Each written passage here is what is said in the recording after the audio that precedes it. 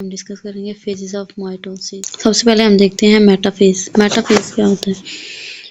इसमें मेटाफेज के अंदर क्रोमोसोम जो होते हैं जो कि स्पिंडल फाइबर्स से अटैच होते हैं सेंट्रोमीयर से, जो स्पिंडल फाइबर्स निकल रहे होते हैं वो क्रोमोसोम्स के साथ अटैच होते हैं।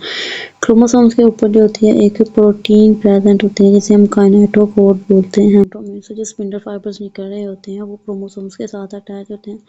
क्रोमोसोम्स के ऊपर जो होती है एक प्रोटीन प्रेजेंट होती है जिसे हम काइनेटोकोर बोलते हैं। और क्रोमोसोम्स ये इधर बताया हुआ ये काइनेटोकोर के साथ स्पिंडल फाइबर्स आके अटैच है। और ये सिस्टर क्रोमाटिड्स हैं, ये सेंट्रोमेयर है, सेंट्रियोल्स हैं।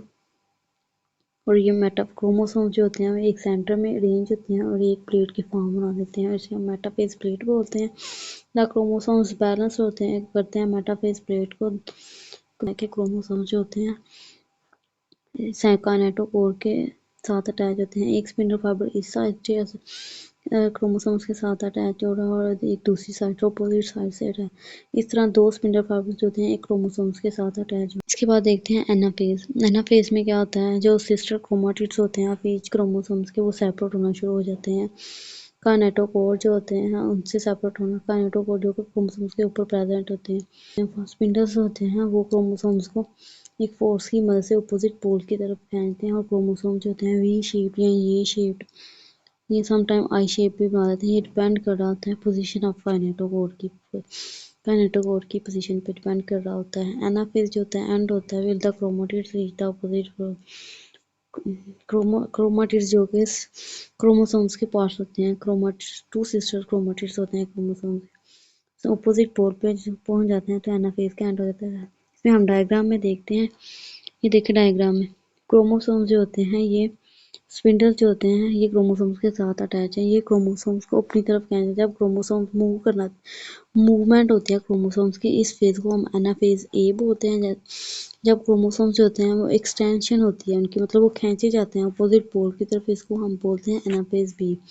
क्रोमोसोम्स जो जनरेट करते हैं जो कि मूवमेंट में, जो कि क्रोमोसोम्स को पुल अप करने में हेल्प करती है, यानी क्रोमोसोम्स को खींचने में मदद करती है। बाद हम देखते हैं टीलोफेज। टीलोफेज जो होता है लॉन्ग और कम्प्लेक्स फेज होता है, लास्ट फॉर 1 आवर।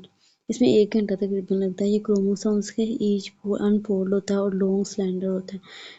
इसमें क्रोमोसोम्स जो होते हैं अनडिस्टिंग्विशेबल हो जाते हैं इंटरफेज में। इंटरफेज का ये जो पार्ट टीलोफेज होते हैं।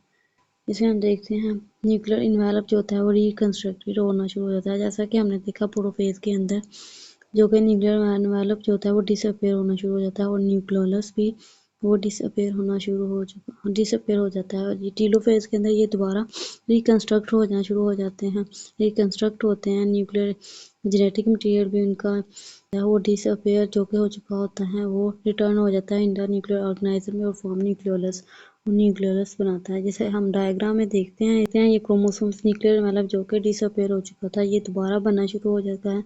इसमें न्यूक्लियोलस भी बन जाता है दोबारा, क्रोमोसोम जो होती है फॉर्म में आ जाते हैं। और जो स्पिंडल फाइबर्स जो होते हैं सेंट्रोसोम से निकल रहे होते हैं वो शॉर्ट हो जाते हैं।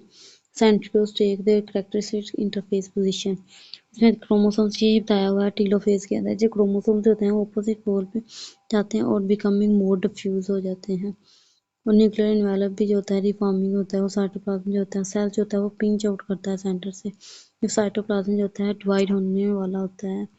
इसमें साइटोकाइनेसिस में हम क्या होता है, इसमें साइटोकाइनेसिस में साइटोप्लाज्म की डिवीजन होती है।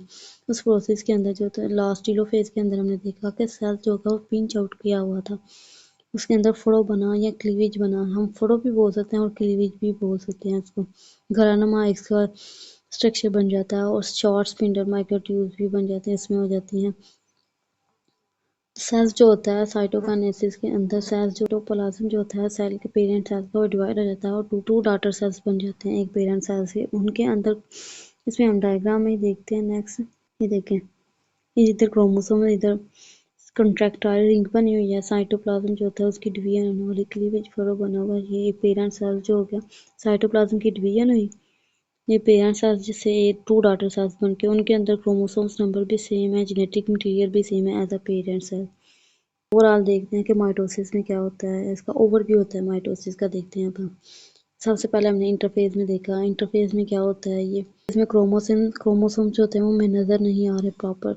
ये क्रोमेटिन की जेनेटिक मटेरियल जो होता है सेल्स का, वो क्रोमेटिन की फॉर्म में होता है, यानी थ्रेड लाइक स्ट्रक्चर में प्रेजेंट होता है। इसके अंदर ये न्यूक्लियर इन्वेलप है, इसका न्यूक्लियस भी है, ये सेंट्रोसोम्स है, इनके स्पिंडल फाइबर्स मतलब अभी शॉर्ट्स हैं।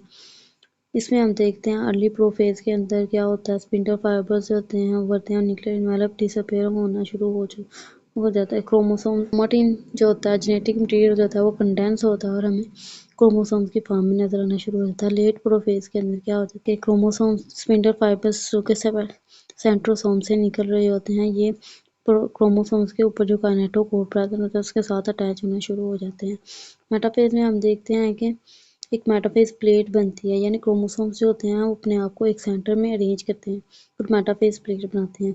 और एनाफेज के अंदर क्या होता है, एनाफेज के अंदर जो होते हैं क्रोमोसोम जो कि स्पिंडल फाइबर्स जो होते हैं क्रोमोसोम्स के साथ अटैच होते हैं, क्रोमोसोम्स को अपने अपोजिट साइड पे पुल कर रहे थे, खींच रहे होते हैं अपनी साइड पे, और इसकी वी शेप या जे शेप बन रही होती है और डिपेंड कर रहा होता है काइनेटोकोर की पोजीशन पे।